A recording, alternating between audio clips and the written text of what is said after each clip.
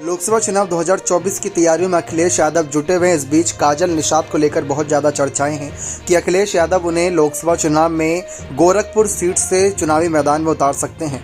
जी हां, गोरखपुर सीट उन सीटों में से एक सीट है जो बीजेपी के गढ़ की कही जाती है। मुख्यमंत्री योगी आदित्यनाथ इस सीट से सांसद हुआ करते थे, लगातार कई बार इस सीट से सांसद रहे। देखा जाए तो करीब 1998 के बाद से ही लगातार सांसद रहे, जब तक मुख्यमंत्री ना बन गए।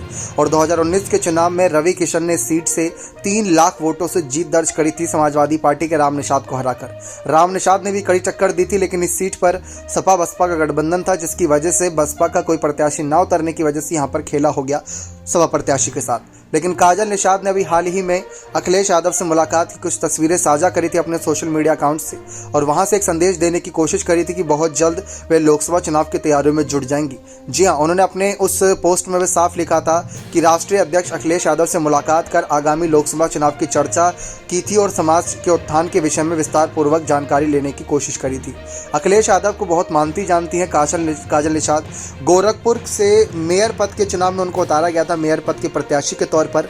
अभी हाल ही में नगर निकाय चुनाव में अच्छी खासी टक्कर उन्होंने बीजेपी कैंडिडेट को दी थी योगी के गढ़ में, लेकिन वहां पर उनको हार का सामना करना पड़ा। और काजल निषाद ने उम्मीद जताई थी कि जनता ने तो उन्हें वोट किया था, लेकिन धांधली हुई थी वोटिंग में, जिसकी वजह से वोटिंग काउंटिंग के वक्त उनको जानबूझ के हराया गया। इस पर अखिलेश यादव ने उन्हें शांत रहने के लिए, हिम्मत देने के लिए कहा था कि आप हिम्मत मत हारिए, आपको जल्द ही कोई जिम्मेदारी मिलेगी।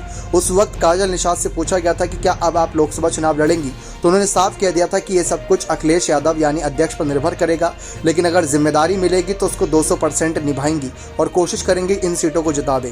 दरअसल अखिलेश यादव की भी नज़रें इन सीटों पर है जो बीजेपी की वीआईपी सीटों में मानी जाती है, तो उनमें से गोरखपुर भी कही जाती है। इस पर 60% से ज़्यादा वोटर्स बीजेपी का ही समर्थन करते हैं, तो ऐसे में बीजेपी को हराने के लिए किसी ऐसे प्रत्याशी को लाना है जो उनको टक्कर दे सके। यानी रवि किशन की बात करें तो भोजपुरी और बॉलीवुड दोनों ही इंडस्ट्री से ताल्लुकात रखते हैं, जनता के बीच एक लोकप्रिय और चहेते चेहरे हैं। ठीक वैसे ही काजल निषाद भी भोजपुरी इंडस्ट्री और टीवी जगत से ताल्लुकात रखती हैं और जनता के बीच पिछले कुछ समय से उन्होंने अच्छी पकड़ बनाई है।